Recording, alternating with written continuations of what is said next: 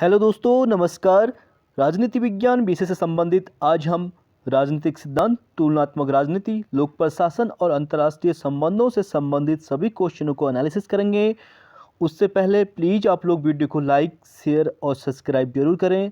तो चलिए स्टार्ट करते हैं। आज का पहला क्वेश्चन है हमारा, राजनीतिक सिद्धांत की अवनति के लिए निम्नलिखित में से कौन सा कारक उत्तरदायी नहीं है। तो राजनीतिक सिद्धांत की अवनति के लिए यानी जो है अधोगति के लिए, ठीक है, वैचारिक बहुवाद जो है इसके लिए उत्तरदायी नहीं है। बाकी प्रत्यक्षवाद की बात करें, इतिहासवाद की बात करें और नैतिक सापेक्षवाद की बात करें, ये तीनों उत्तरदायी कारण हैं। तो आप इसका एक्सप्लेनेशन रीड कर सकते हैं।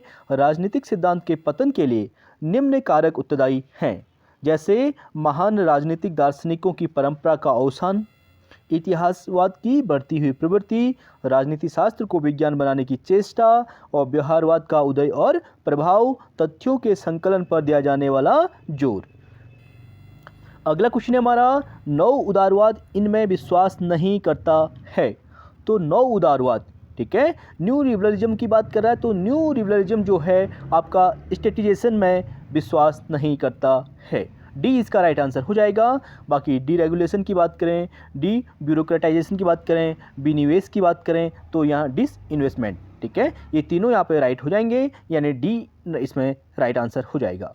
आप इसका एक्सप्लेनेशन देख सकते हैं। नव उदारवाद मुक्त या खुले समाज की आवश्यकता पर बल देता है। यह सामान्यतया राज्य और विशेषकर उसकी हेगेलिय संकल्पना व समष्टिवाद से संबंधित सिद्धांतों में बौद्धिकवाद जो है विरोध प्रवृत्ति का द्योतक होता है। अगला क्वेश्चन है हमारा, विचारधारा को किसने इस रूप में परिभाषित किया है। विचारों का समूह जिसके द्वारा व्यक्ति संगठित सामाजिक कार्य के लक्ष्य तथा साधनों को स्थापित करते हैं, स्पष्ट करते हैं और उसे उचित सिद्ध करते हैं। इस पर ध्यान दिए बगैर कि क्या ऐसा कार्य दी गई सामाजिक व्यवस्था को बनाए रखने, संशोधित करने और उखाड़ने या फिर पुनर्निर्मित करने का लक्ष्य करता है। तो ये कहा गया था मार्टिन सेलिगर के द्वारा। बी इसका राइट आंसर हो जाएगा। आप देख सकते हैं मार्टिन सेलिगर ने विचारधारा यानी आइडियोलॉजी को निम्न रूप में परिभाषित किया है, विचारों का समूह जिसके द्वारा व्यक्ति संगठित सामाजिक कार्य के लक्ष्य तथा साधनों को स्थापित करते हैं, स्पष्ट है कि उसे उचित सिद्ध करते हैं, उस पर ध्यान दिए बगैर कि क्या ऐसा कार्य दी गई सामाजिक व्यवस्था को बनाए रखने, उखाड़ने या फिर पुनर्निर्मित करने का लक्ष्य निर्धारित करता है। अगला क्वेश्चन है हमारा, नीचे दो कथन दिए गए हैं, ठीक है, अभिकथन और कारण से संबंधित क्वेश्चन है। तो अभिकथन है इसका, राजनीतिक दार्शनिक राजनीतिक सिद्धांतवेत्ता होते हैं, और कारण है समस्त राजनीतिक सिद्धांतवेत्ता अनिवार्य तौर पर राजनीतिक दार्शनिक नहीं होते हैं। तो यहाँ पे इसका राइट आंसर हो जाएगा। ए और आर दोनों सत्य हैं, परंतु आर ए की सही व्याख्या नहीं है, क्योंकि आप देख सकते हैं समस्त राजनीतिक जो सिद्धांतवेत्ता हैं वो अनिवार्य तौर पर मैंडेटरी, ठीक है, राजनीतिक दार्शनिक नहीं होते हैं। ऊपर इसका अभिकथन है कि राजनीतिक दार्शनिक राजनीतिक सिद्धांतवेत्ता होते हैं, हो सकते हैं लेकिन अनिवार्य रूप से नहीं हो सकते। इसीलिए जो है यहाँ पे दोनों स्टेटमेंट राइट हो जाएंगे, लेकिन एक्सप्लेनेशन आपस में मैच नहीं करता है। अगले क्वेश्चन की बात करेंगे, फिर सूची 1 को सूची 2 से मिलाने की बात कर रहा है, चिंतक और अवधारणा दी गई है। मोस्ट इंपोर्टेंट क्वेश्चन है, आप इसे देख सकते हैं। तो बात करेंगे, पहला है हमारा मिशेल फूको, ठीक है, यानी एम फूको को भी कह सकते हैं आप, मिशेल फूको। तो एम फूको का संबंध आपका हो जाएगा बायो पावर से। एम फूको जो है बायो पावर, जैव शक्ति या फिर सत्ता की बात करते हैं। स्टीवन लूकस की बात करें तो स्टीवन लूकस का संबंध आपका सत्ता का उग्रवादी दृष्टिकोण से हो जाएगा। और स्टीवर्ट ग्लेक की द्वारा बात करें, स्टीवर्ट ग्लेक जो हैं इनका संबंध आपका सर्किट्स ऑफ पावर से हो जाएगा। और एफ नित्से की बात करें तो एफ नित्से का संबंध विल टू पावर से है।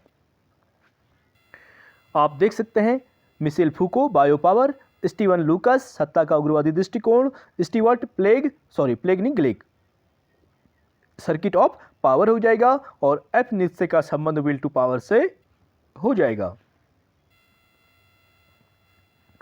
अगला क्वेश्चन है हमारा, आप लोकतांत्रिक शांति सिद्धांत को किस उदार चिंतक से संबंधित करेंगे।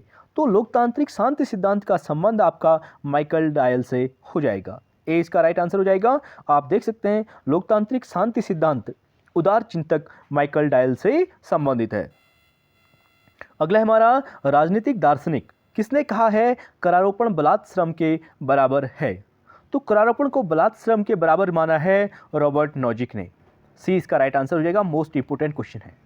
प्लीज़ आप लोग वीडियो को लाइक ज़रूर करें, जितने लोग भी आप देख रहे हैं प्लीज़ लाइक ज़रूर करें ताकि हमें मोटिवेशन मिले और जो इंप्रेशन रेट है हमारा अच्छा रहे। तो आप इसका एक्सप्लेनेशन देख सकते हैं। नॉजिक जो है न्यूनतम राज्य के सिद्धांत में विश्वास करते हैं। इनका मानना है कि व्यक्तियों के अधिकार पवित्र हैं तथा किसी भी स्थिति में उनका हनन जो है सहन नहीं किया जाएगा। ये रॉबर्ट नॉजिक का मानना है। अगले क्वेश्चन की बात करेंगे। किसने कहा है कि श्रम शक्ति श्रमिक के मस्तिष्क, मांसपेशी तथा नसों के बराबर होती है? अब आप देख सकते हैं श्रम शक्ति की तुलना यहाँ पे श्रमिक के मस्तिष्क, मांसपेशी और नसों के समान बताई गई है। तो ये बताई गई है कार्ल मार्क्स के द्वारा। ठीक है, आप सी इसका राइट आंसर हो जाएगा। आप देख सकते हैं मार्क्स के अतिरिक्त मूल्य का सिद्धांत ही वह सिद्धांत है जिसके द्वारा उन्होंने स्पष्ट किया है कि पूंजीपति श्रमिकों का शोषण करते हैं। मार्क्स के शब्दों में श्रमिक जो पैदा करता है और जो प्राप्त करता है उसका अंतर ही अतिरिक्त मूल्य है। अगला क्वेश्चन है हमारा प्लेटो का पुनः प्रकटन इसमें पाया जाता है। तो प्लेटो का जो पुनः प्रकटन है वो पाया जाता है उपयुक्त सभी में, जैसे सर थॉमस मोर का यूटोपिया उसमें भी है, कैंपानेला का सिटी ऑफ द सन में हो गया और बेकन का न्यू अटलांटिस हो गया। तो यानी डी इसका राइट आंसर हो जाएगा। आप एक बार और इसे रीड कर सकते हैं। सर थॉमस मोर का जो है यूटोपिया हो गया, कैंपानेला का सिटी ऑफ सन हो गया, सिटी ऑफ द सन हो जाएगा और बेकन का न्यू अटलांटिस हो जाएगा। अगला क्वेश्चन है अरस्तु के संबंध में कौन सा कथन सही नहीं है?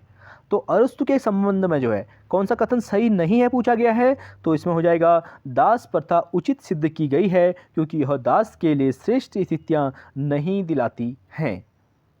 तो यहाँ पे ये इसमें रॉन्ग हो जाएगा क्योंकि दास प्रथा को अरस्तु उचित ठहराते हैं, लेकिन क्योंकि यह दास के लिए श्रेष्ठ स्थितियां नहीं दिलाती हैं ये अरस्तु ने नहीं कहा था, उन्होंने दिलाती हैं कहा था, ना कि नहीं। इसीलिए डी इसमें रॉन्ग हो जाएगा। आप एक्सप्लेनेशन देख सकते हैं। अरस्तु ने दासों को मनुष्य की श्रेणी में न रहकर उपकरणों की श्रेणी में रखा है। दास परिवार की संपत्ति है, उसका उपकरण है। उसने परिवार के प्रमुख अंग में निम्न को रखा है, जैसे स्वामी हो गया, सेवक हो गया, पति और पत्नी हो गया, पिता और संतान हो गई। उसने स्त्रियों को पुरुषों के अधीन माना है। अगला क्वेश्चन है हमारा उपयोगितावाद के जे.एस. मिल के संशोधित संस्करण का मानवीकरण करने में किसने सहायता की? तो उपयोगितावाद के जे.एस. मिल के संशोधित उपसंस्करण का जो मानकीकरण करने में सहायता की थी वो की थी श्रीमती हैरियट टेलर के द्वारा। ठीक है, तो बी इसका राइट आंसर हो जाएगा। आप देख सकते हैं उपयोगितावाद के जे.एस. मिल के संशोधित संस्करण का मानकीकरण करने में श्रीमती हैरियट टेलर ने सहायता की थी। अगला क्वेश्चन है हॉब्स के लिए फेलिसिटी का अर्थ है। Most important question Hobbes. ठीक है, तो हॉब्स का जो फेलिसिटी का अर्थ है वो है उन वस्तुओं को जिनको आदमी पाने की समय समय पर इच्छा करता है या पाने में निरंतर जो है सफलता पाता है, उसी को हॉब्स ने फेलिसिटी के का रूप दिया है। ठीक है, बी इसका राइट आंसर हो जाएगा। आप देख सकते हैं हॉब्स के लिए फेलिसिटी का अर्थ है उन वस्तुओं को जिनको आदमी पाने की समय समय पर इच्छा करता है या फिर पाने में निरंतर सफलता पाता है। हॉब्स इंग्लैंड का प्रमुख समझौता विचारक है। अगला क्वेश्चन है हमारा प्राकृतिक पुरुष वह होगा जिसमें शक्तिशाली चेतना और वफादार कारण ने सफलता के साथ स्वप्रेम तथा सहानुभूति को सामंजस्यपूर्ण बनाया है। यह कथन की पैरवी जो है किसके द्वारा की गई है?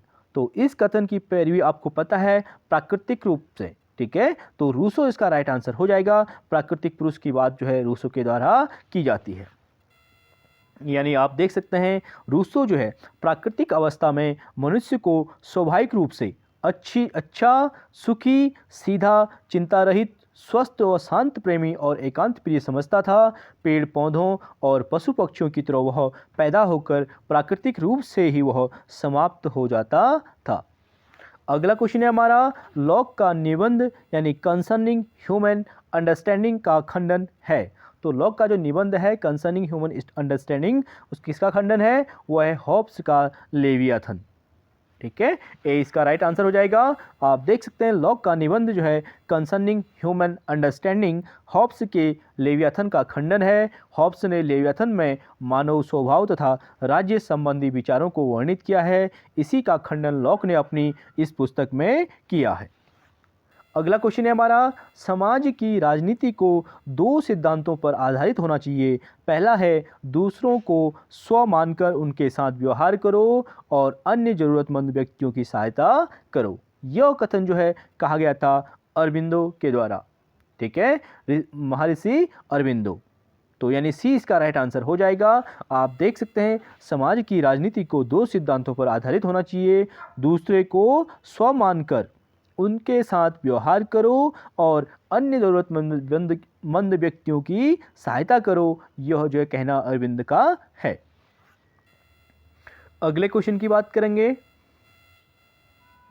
एम.एन. रॉय की गतिविधियों घटनाओं के आरोही क्रम का सही अनुक्रम बताइए। तो एम.एन. रॉय की जो घटनाएं हैं, ठीक है, इसको क्रम में लगाने की बात कर रहा है। तो देख लेते हैं, सबसे पहले इसमें कमिंटन, ठीक है, कमिंटन से बाहर निकाला गया। उसके बाद हो जाएगा आपका साप्ताहिक पत्रिका द इंडिपेंडेंट इंडिया प्रारंभ की गई और उसके बाद आपका उग्रवादी कांग्रेसियों की लीग की गठित की गई और अंत में भारतीय पुनर्जागरण आंदोलन प्रारंभ किया गया था। आप इसको देख सकते हैं। एम.एन. रॉय की गतिविधियों का क्रम जो है, पहला है कमिंटन से बाहर निकाला गया। तो कमिंटन से बाहर कब निकाला गया? 1928 में। साप्ताहिक पत्रिका द इंडिपेंडेंट इंडिया कब लागू हुई थी? 1931 में। उग्रवादी कांग्रेसियों की लीग गठित की गई थी 1940 में और अंत में भारतीय पुनर्जागरण आंदोलन जो है प्रारंभ हुआ था। ठीक है, 1947 के बाद। अगला है हमारा तुलनात्मक राजनीति एवं विश्व के प्रमुख संविधान से संबंधित चौथे सत्र के लिए यूएस राष्ट्रपति के रूप में निम्नलिखित में से किसे चुना गया था? यूएसए के प्रेसिडेंट इंपॉर्टेंट हैं, आप इनको अच्छे से रीड कर सकते हैं। यहाँ से नेट और पीजीटी में क्वेश्चन पूछा जाता है। तो चौथे सत्र के लिए यूएस राष्ट्रपति के रूप में जो निम्नलिखित में से किसे चुना गया था? तो चौथे राष्ट्रपति थे आपके फ्रैंकलिन डी रूजवेल्ट। 20 का राइट आंसर हो जाएगा। आप देख सकते हैं चौथे सत्र के लिए यूएसए के राष्ट्रपति के रूप में फ्रैंकलिन डी रूजवेल्ट को चुना गया था। पहली बार 1932 में चुने गए थे, दूसरी बार 1936 में चुने गए थे, तीसरी बार 1940 में और चौथी बार 1944 में फ्रैंकलिन डी रूजवेल्ट को चुना गया था। अगला क्वेश्चन है हमारा, नीचे दो कथन दिए गए हैं, फिर अभिकथन और कारण से संबंधित क्वेश्चन है, तो इसे देख लेते हैं। उदार लोकतंत्र में लोकतांत्रिक मूल्य आदर्श के रूप में व्यापक स्वीकृति पाते हैं, परंतु इसके साथ ही प्रतिनिधि लोकतंत्र की मूल संस्थाओं की कार्यकारिता की नागरिकगण आलोचना करने लगे हैं और कारण है इसका सरकार में घटता हुआ विश्वास राजनीतिक संस्कृति की अस्फीति प्रकट करता है और इस तरह से आपसी लक्ष्य प्राप्त करने में राजनीतिक प्रणाली की क्षमता कम करता है। तो इसका राइट आंसर हो जाएगा बी। ए और आर क्या है? दोनों सत्य हैं और आर एक की सही व्याख्या नहीं है, क्योंकि दोनों स्टेटमेंट अलग अलग परिप्रेक्ष्य में बात कर रहे हैं, इसलिए स्टेटमेंट यहाँ पे राइट हो जाएंगे, एक्सप्लेनेशन सही नहीं है। क्यों? उदार लोकतंत्र में लोकतांत्रिक मूल्य आदर्श के रूप में व्यापक रूप से स्वीकृति पाते तो हैं, परंतु इसके साथ ही प्रतिनिधि लोकतंत्र की मूल संस्थाओं की कार्यकारिता को नागरिकगण आलोचना करने लगते हैं और सरकार में घटता हुआ विश्वास राजनीतिक संस्कृति की अस्फीति प्रकट करता है और इस तरह से आपसी लक्ष्य प्राप्त करने में राजनीतिक प्रणाली की क्षमता कम करता है। अगला क्वेश्चन है हमारा, संविधान संशोधन की सरल प्रक्रिया निम्नलिखित में से किस देश में है? तो संविधान संशोधन, ठीक है, तो कॉन्स्टिट्यूशनल अमेंडमेंट की बात करें तो यह है यूके से संबंधित। 20 का राइट आंसर हो जाएगा। आप देख सकते हैं भारत की संविधान संशोधन की प्रक्रिया ब्रिटेन की तरह आसान तथा अमेरिका के समान अत्यधिक कठिन नहीं है। यूके के संविधान अलिखित है, ठीक है, यूके का संविधान क्या है? अलिखित है, अनरिटन है, इसी कारण वहां संविधान में संशोधन आसानी से हो जाता है। अगला क्वेश्चन है हमारा, राष्ट्रपति प्रणाली के संदर्भ में यूएसए के किस राष्ट्रपति ने कहा है कि केवल एक व्यक्ति की गलती संपूर्ण राष्ट्र के लिए विपदा ला सकती है? तो ये कहा था जिमी कार्टर के द्वारा। ए इसका राइट आंसर हो जाएगा। राष्ट्रपति प्रणाली के संदर्भ में यूएस के राष्ट्रपति जिमी कार्टर ने कहा है, केवल एक व्यक्ति की गलती संपूर्ण राष्ट्र के लिए विपदा ला सकती है। बिल्कुल राइट स्टेटमेंट है भाई। आपको पता है देश का प्रथम नागरिक कौन होता है? राष्ट्रपति। अगर उसकी नीतियाँ, ठीक है, विदेश नीति के भाग में सही नहीं है तो उसके लिए विपदा ला सकती हैं और वो देश के लिए घातक होती हैं। अगला है हमारा, यूएस राष्ट्रपति के बारे में निम्नलिखित में से कौन सा कथन सही नहीं है? तो यूएस राष्ट्रपति के बारे में बात करें तो किसी भी यूएस राष्ट्रपति को कभी भी दोषी नहीं ठहराया गया है। बिल्कुल राइट हो जाएगा ये भी, ठीक है। प्रतिनिधियों के सदन को महाभियोग की प्रक्रिया प्रारंभ करने की शक्ति प्राप्त है और मुख्य न्यायाधीश की अध्यक्षता में सीनेट द्वारा वाद का परीक्षण किया जाता है। ये तीनों सही हैं। जो सही नहीं है वो है आपका बी, रिचर्ड निक्सन पर महाभियोग एक वोट से असफल हो गया था। ये इसमें रॉन्ग हो जाएगा। आप इसका एक्सप्लेनेशन देख सकते हैं। यूएस राष्ट्रपति के बारे में कौन कौन से स्टेटमेंट हैं? किसी भी यूएस राष्ट्रपति को कभी भी दोषी नहीं ठहराया गया है आज तक के इतिहास में। और दूसरा है, प्रतिनिधियों के सदन को महाभियोग की प्रक्रिया प्रारंभ करने की शक्ति प्राप्त है, ठीक है, जो प्रतिनिधि के सदन को। और तीसरा है, मुख्य न्यायाधीश की अध्यक्षता में सीनेट द्वारा वाद का परीक्षण किया जाता है। तो यहाँ पर पहला, दूसरा, तीसरा राइट हो जाएगा। अगला क्वेश्चन है हमारा, विकास का मॉडल और विशेषताएं दी गई हैं, सूची 1 को सूची 2 से मिलाने की बात कर रहा है। तो भाई इसको भी देख लेते हैं। पहला है आपका बुर्जुआ मॉडल। तो बुर्जुआ मॉडल का संबंध है आपका विधानमंडल एवं निर्वाचन प्रक्रिया का शहरी आर्थिक समृद्धि एवं विकास, ठीक है। तो पहले का पहला हो जाएगा और दूसरे का आपका दूसरा है। निरंकुश मॉडल जो है दमित मध्य वर्ग से संबंधित हो जाएगा। और तीसरा है आपका टेक्नोक्रेटिक यानी तकनीकी तंत्रवादी मॉडल। तो तकनीकी तंत्रवादी मॉडल का संबंध आपका निम्न राजनीतिक प्रतिभागिता और उच्च विदेशी निवेश से हो जाएगा। और अंत में पॉपुलिस्ट मॉडल जो है उच्च राजनीतिक प्रतिभागिता तथा आर्थिक असमानता पर जोर देता है। आप इसे एक बार और रीड कर सकते हैं। बुर्जुआ मॉडल विधानमंडल एवं निर्वाचन प्रक्रिया का शहरी आर्थिक समृद्धि विकास हो जाएगा। निरंकुश मॉडल दमित मध्य वर्ग हो जाएगा। टेक्नोक्रेटिक मॉडल निम्न राजनीति प्रतिभागिता हो जाएगा और उच्च विदेशी निवेश। और पॉपुलिस्ट मॉडल का संबंध जो है उच्च राजनीतिक प्रतिभागिता तथा आर्थिक असमानता पर जोर देता है। अगले क्वेश्चन की बात करेंगे, स्विज राजनीतिक प्रणाली के बारे में निम्नलिखित कथनों में से कौन से सही हैं? तो स्विज राजनीतिक प्रणाली की बात करें तो यहाँ पे इसका राइट स्टेटमेंट हो जाएगा सी। पहला, दूसरा और तीसरा इसमें राइट है। स्विज का मतलब है स्विट्जरलैंड। आप देख सकते हैं यूएसए की तुलना में स्विट्जरलैंड में केंद्र ज़्यादा शक्तिशाली है और स्विस सरकार को अलगाव की स्थिति में सैनिक हस्तक्षेप का अधिकार है और अवशेषीय शक्तियाँ इकाइयों की होती हैं। इसलिए पहला, दूसरा, तीसरा राइट हो जाएगा। और स्विस राजनीतिक प्रणाली एकात्मक है, ये इसमें रॉन्ग हो जाएगा।